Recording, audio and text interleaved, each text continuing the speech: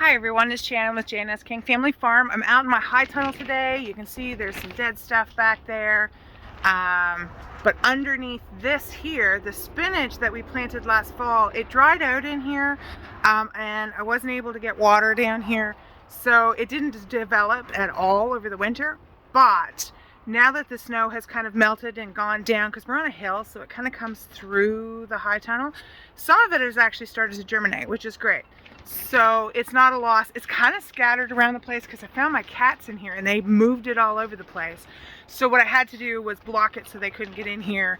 So I don't have nice neat rows anymore, but I have spinach. So that's kind of just the way it is. It's really windy today and you can hear the poly popping against the frame of the high tunnel. If you look outside, you can see it's just snow everywhere. All of my other stuff is completely buried. But in here, the soil is warm enough that I don't need gloves to work in it. As I said, the spinach is up. So we're going to plant some scallions in here today. Probably some radish seeds. I think I'm going to put in some French breakfast radishes. And we'll go from there, see what we got some room for. I think I want to put some lettuce in because I've kind of just had enough of boring winter vegetables. So that's where we're at. But you can see here, I've made a bed here, and that's where the spinach is, and then the other side I haven't cleaned out yet, but that's where we had cucumbers last year. So I'm just puttering away in here today. It's not sunny, which is kind of nice because it's still probably, my thermometer's messed up in here, but I would say it's about 10 degrees inside here, even without sun, which is nice. I can live with that. I can work inside. So that's what we're up to. So I've just got these green onions here, nothing too fancy. These are what's called sets. I'm not going to worry about these trying to go to flower because I'm going to harvest them pretty quickly. So I'm just going to plant them probably every 2 inches. See, now this one is squishy, so we just toss that aside. This one's a little squishy, but it's already started to develop, so we're just going to pop it in the ground. So it's fairly moist here just because of the way the land slopes, but as I get further that way, it's drier. So I'm going to have to haul some water down here because everything is still, outside is still quite frozen. So there's not much I can do about that. But I thought I would try and get some of these in today because I miss green onions and I hate paying for them at the store because they're weirdly expensive. And the benefit of planting them in here under cover is the crows won't take off with them. So that happens a lot. With this, it's white and the crows see it and they just want to take off with it. So if I plant them under cover, the crows can't get in here. And then what's going to happen, I'm going to plant these and then I'm going to put row cover like it's on the spinach back over this, and that'll help kind of push things along with a little extra heat. Just break that up. So we're in northwestern New Brunswick. It depends. Of course, outside right now, we can't plant anything. If you're down towards Moncton, you probably, if your ground is like this outside, I'd plant onions. And this is like, it's nice. It's not super wet, which is a big problem. If it's too wet, everything will just rot in the ground. In the cold weather, it won't take off. But if it's just moist and it's dried out, that's the benefit of raised beds, is that if your beds are raised up, then they tend to dry out a little faster. So we're just going to plant a couple hundred of these today.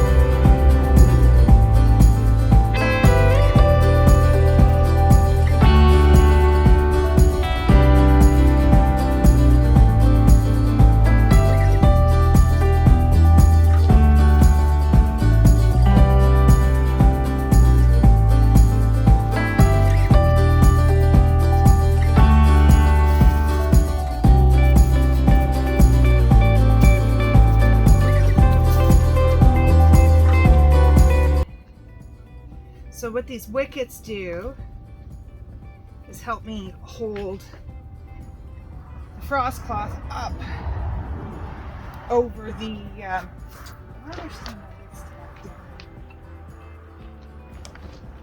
up over the crops and creates a bit more of a microclimate. We just have really rocky soil here, and it feels like it doesn't matter where I put these things, there's always a rock.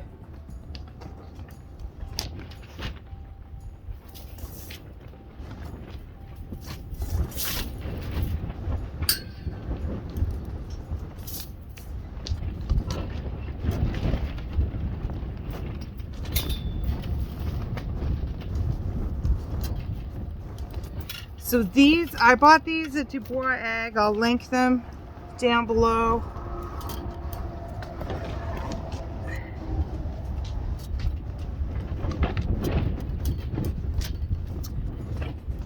It's like the never-ending rock pile around here, and it's really frustrating.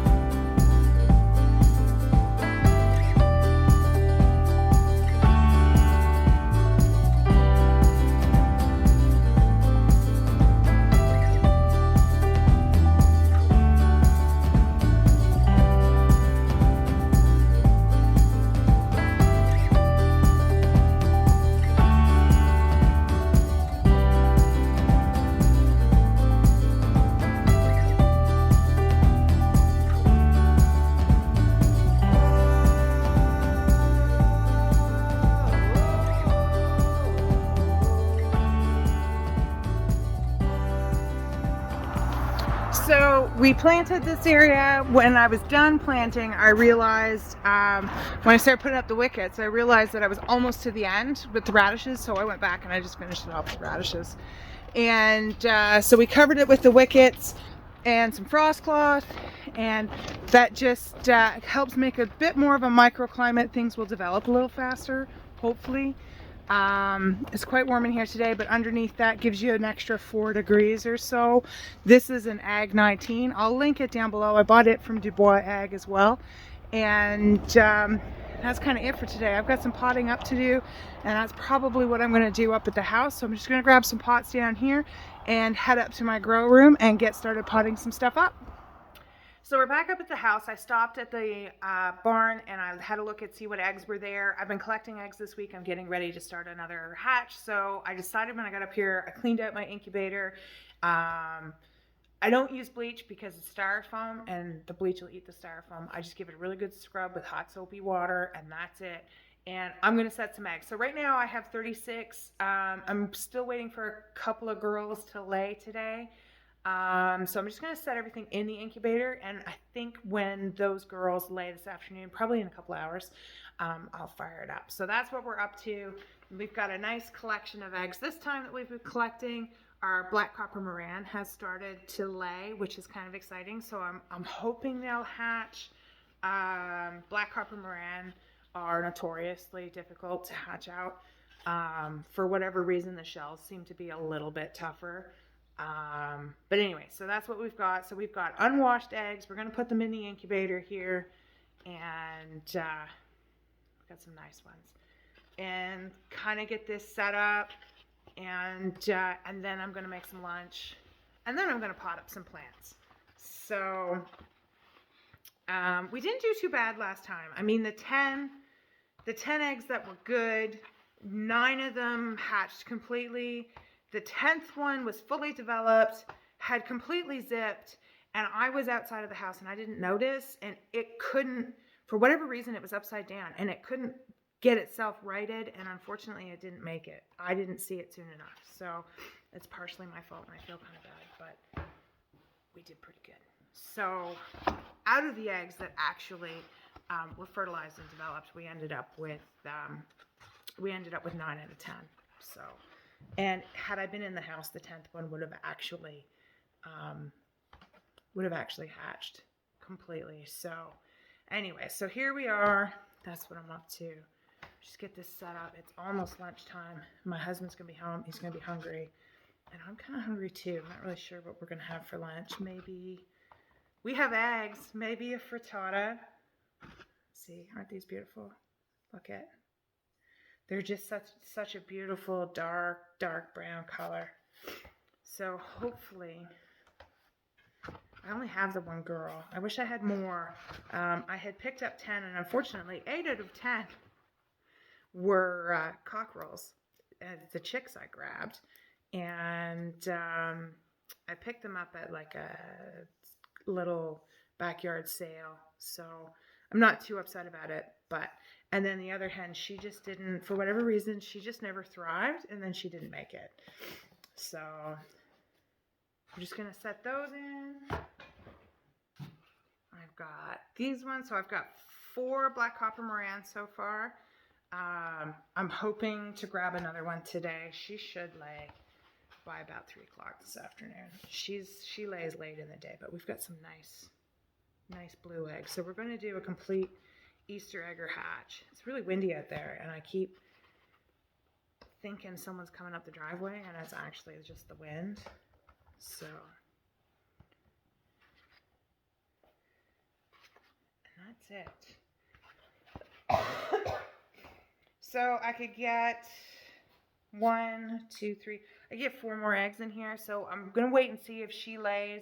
The black copper moran lays this afternoon, and then I'll grab 2 more brown eggs and put them in here and just fill the incubator.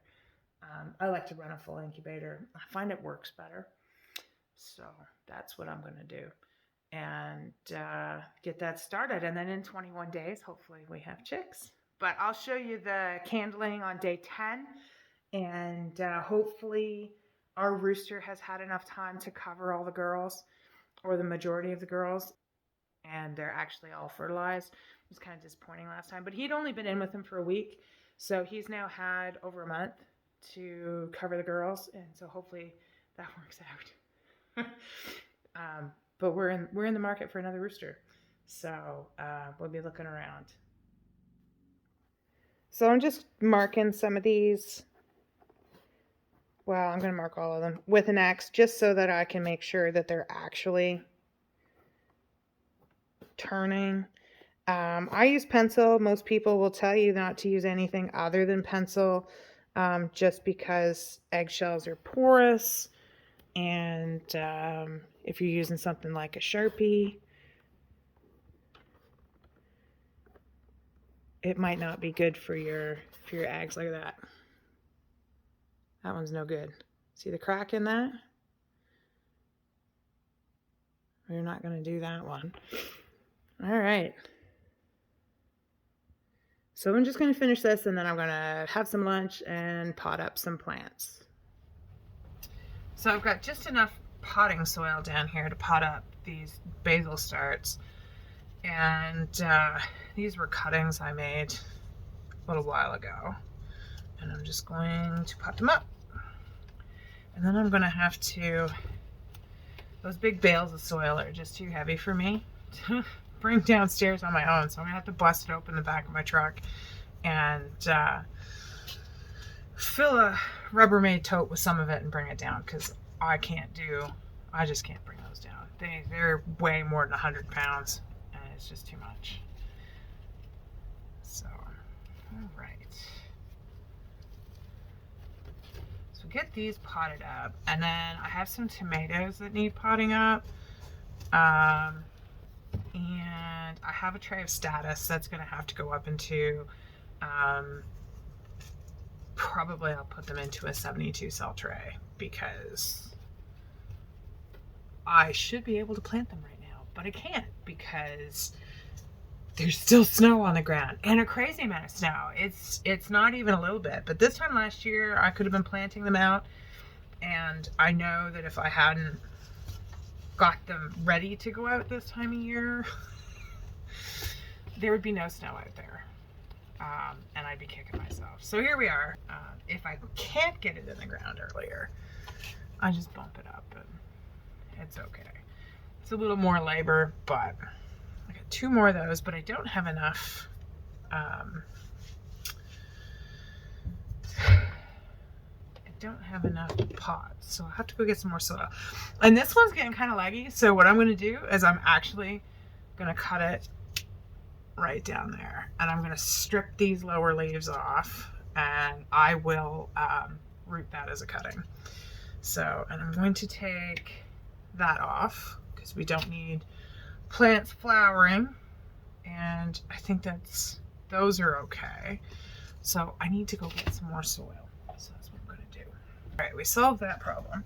I have not solved the dirt on my floor. That doesn't let my chair slide, but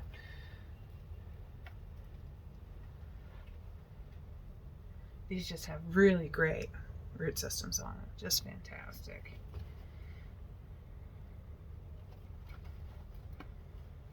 That tucked in. Snip off the flower. All right, so that takes care of that for the time being. And we'll take that upstairs. So I have my status, and my beds are still covered in snow. So this is status. It's a really common cut flower. It dries really well, but this has got to get out of these 3/4 inch blocks. I'll lift this up and show you the root system underneath here. It's like one big block. So it's time. So I'm going to cut these apart. I found my little snippers. And I'm just going to cut these apart.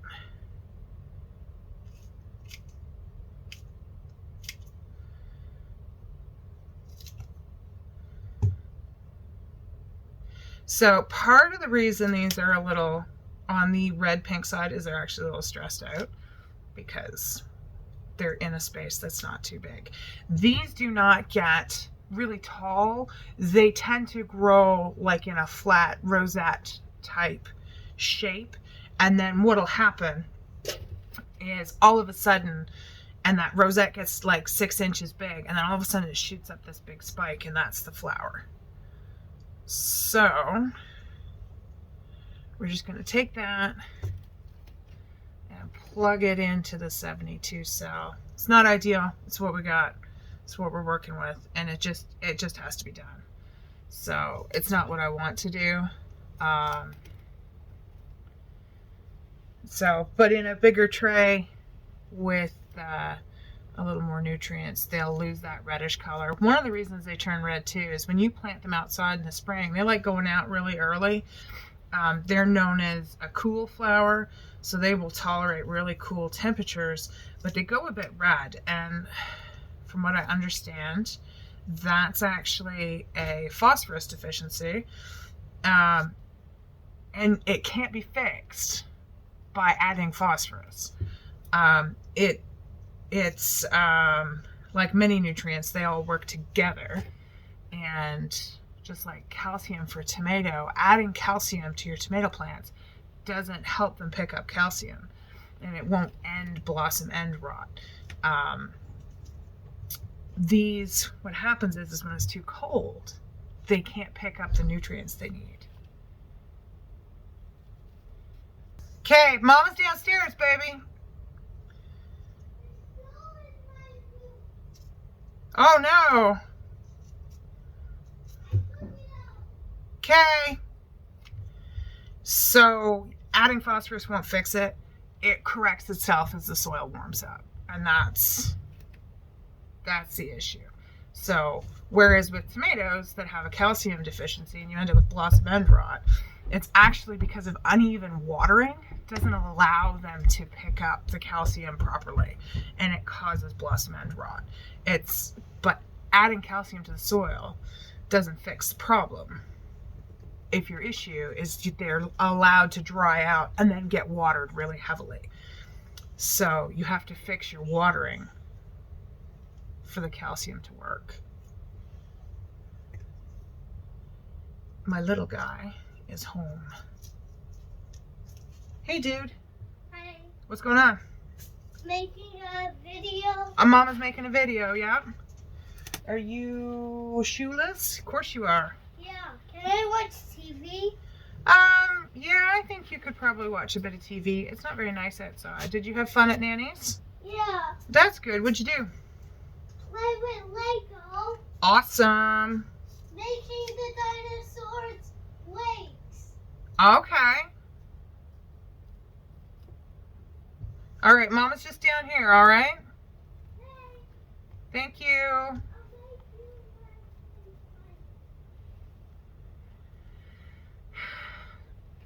So my in-laws live right next door, and my kids, my oldest is at school, but he only goes to daycare twice a week, and so he has a tendency on Wednesday mornings after barn chores to wander next door to Nanny's. And I guess he's a bit bored of Nanny's, so he's back. They don't watch a whole lot of TV, but it's kind of crappy out today. It's really windy and really cold. Even though it's above freezing, the wind is just not very nice. And then it's super wet outside. And so the problem with that is that if it's really cold and then everything's wet, he's just going to get sick. And I know getting cold and wet isn't how you get a cold. It exacerbates the problem. But he's really susceptible to the ick. So, but the kids are, he's 5 the end of the month. Most of the time the kids are pretty self-contained. They do their own thing. They don't ask Mama doesn't entertain them, and they know that. So they tend to find things to do around here outside quite often, which is nice, and there's lots to do. So, but he was down in the barn with me this morning, and he helped feed the animals and checked out the baby rabbits. So we had the baby rabbits were born on Easter, which is pretty cool. So, but he enjoys watching a bit of YouTube. He's particularly enamored with the farm lady. And by that, he means Jess from Roots and Refuge Farm. When he's not feeling good, Mom says, do you want to watch a little bit of TV with Mama? I want to watch the farm lady. Okay, we'll watch the farm lady. Because and I keep saying her name's Jess, and he always calls her the farm lady, which is cute. But he just loves all the animals she's got on there. And Jess has if you haven't watched her channel, she has such a relaxed, easy demeanor. And the kids really enjoy watching her. Because she's got her kids around her farm with her too. And the one little boy, he's a little older than Henry, but he's her little buddy following her around on the farm. So, and Henry does that with me. It's a bit of a tedious job, but I have to say, I truly enjoy just playing in the dirt. Usually the 3/4 inch blocks are really best if you're going to keep something in the block for about 4 weeks and then plant it outside. When I start in the 3/4 early with a lot of my stuff, I'm aware that I'm probably going to have to plant it up into bigger pots. Although, and I always do with my tomatoes and peppers anyways, but the last couple of years I haven't had to.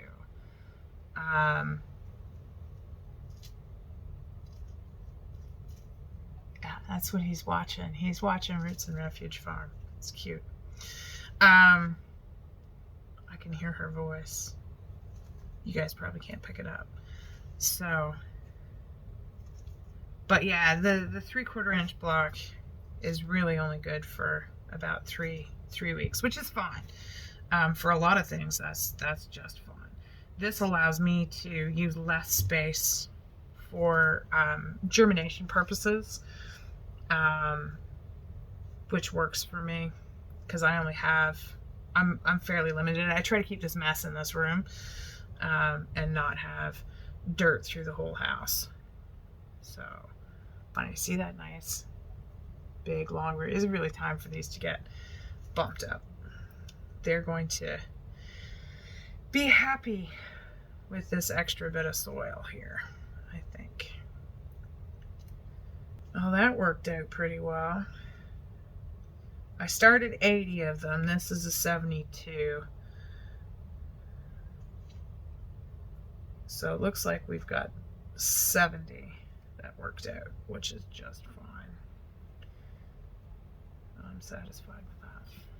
So that's a nice full tray status, and that'll go upstairs. And then I have to decide what I want to do with some of these tomatoes. I think some of them I'm going to do like a couple of each kind in a gallon pot for sale, and then the rest I'm going to do in the 4-inch pot. I think that's what's going to happen. And I know it seems like an absolutely massive pot for such a little tomato, but it'll fill it out. It'll get there. You know, I think I'm going to do one of each kind in a trade gallon. It was actually quite nice in the high tunnel this morning. It's getting really windy out there now. You wouldn't hear a thing. It just echoes so bad, and it snaps, and it's so hard on the ears. But, all right.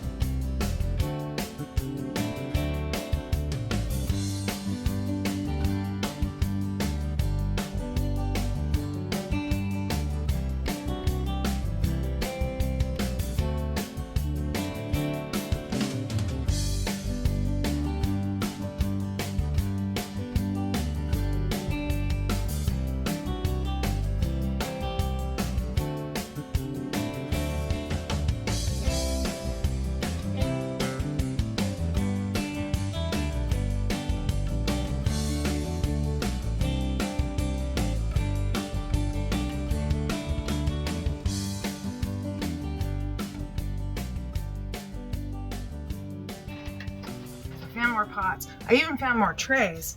I found the right trays for the square pots, so I'm going to change those over because that's actually going to work out a little better. This way. These are still like a 10-20 size, but they hold the 3.5-inch pot a lot better, so things aren't sliding around. So I will use that. So this time of year, the name of the game is just busy. Just do as much as you can, as often as you can, and just get it done. All right. That was Andrina. So sometimes I feel a little scatterbrained all over the place, just doing a little bit, but I'm like, well, you know, if I'm gonna go down to the farm, I'm gonna, you know, take some stuff down and do some stuff down there while I'm down there, and then bring the other stuff back up and do some stuff up here. So I try to do like, you know, my morning, this is my morning project, and then do an afternoon, this is what I'm doing for the afternoon, and today the afternoon project is potting things up.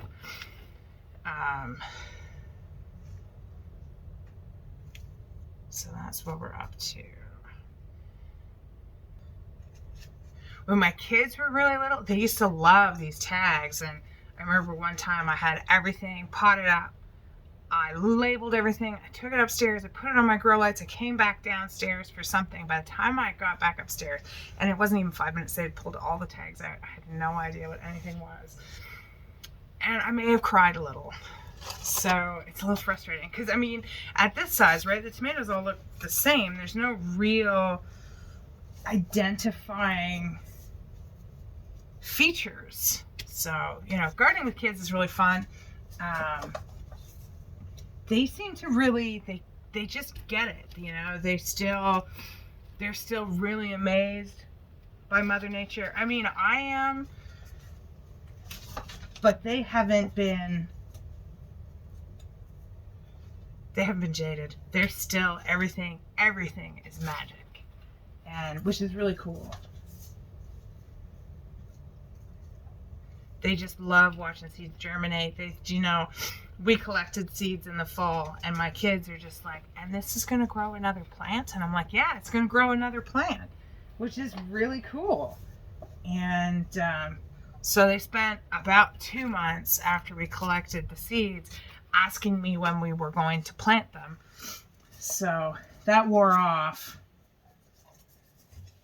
when I kept saying, not yet. We have to wait till spring. So now spring is here, and I'm going to pull those seeds out, and they'll be like, oh yeah, they're going to love it. I think it was the Jacob's cattle beans at first, and then I had these purple succotash beans, which almost look a little bit like a lima bean, but they're purple, and I had grown them on a trellis down by where we house our chickens. And a couple of times in the winter, my kids would see the pods hanging on the vines that were still there. It was dead. Sometimes I leave stuff out there for the wildlife. And every once in a while, they would bring me some, and they'd be like, look, Mama, look. It's more purple seeds. We'll be able to plant these and grow more. Yes. So they've really, kids are actually, they're really quick. They get these ideas. They get the concepts really quickly. And I think we could learn a little bit from them, from watching them just the faith that it's just going to grow, and that's okay. You know, this blind faith, and I'm going to put this seed in the ground, and I'm going to get something back. And sometimes it's hard to find that because, you know, we've had setbacks and things haven't worked the way we wanted them to. But, you know, you still learn something when that happens. I mean, I'm a fairly experienced grower. I like to think of myself as that. And sometimes stuff just doesn't work. And it happens. And I don't sit there and say, well, I'm not doing this again. I can't grow stuff.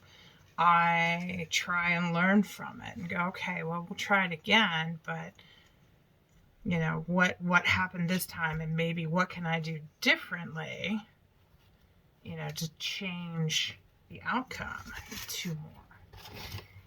You know, kids, they just dig in and try it again, you know, with this absolute faith that, you know, this time it's going to work.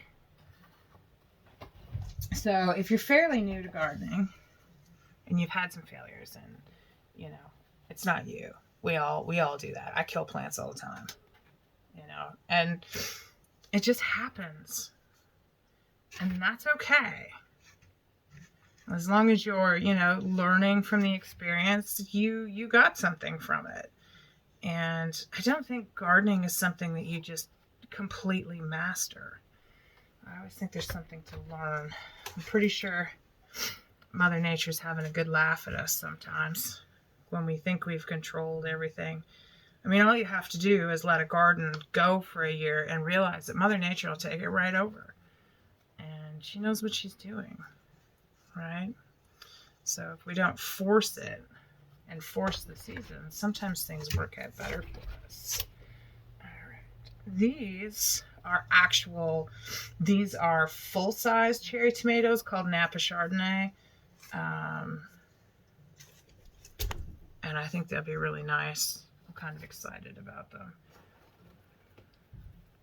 So I grow a lot of like Sweet Million and that type of cherry tomato, just red cherry tomatoes, because that's what people expect. When you're growing for market, people expect cherry tomatoes to be red. They just do. I wish it was different, but they just expect it to be red. So I grow a lot of those. And then I occasionally throw in something just a little different for the adventurous gardeners. And there are some of you out there, and hopefully, there's more and more as things progress, as more and more people get interested in growing their food. They, try something new and are as excited about trying new things as my kids are. I'm just going to continue potting up plants today. That's kind of what I'm doing. It's getting late in the day. I got to get my little girl off the bus. I got to come up with dinner. So thanks for joining us today. Don't forget to like, subscribe, and share. We'll see you here next time on the farm.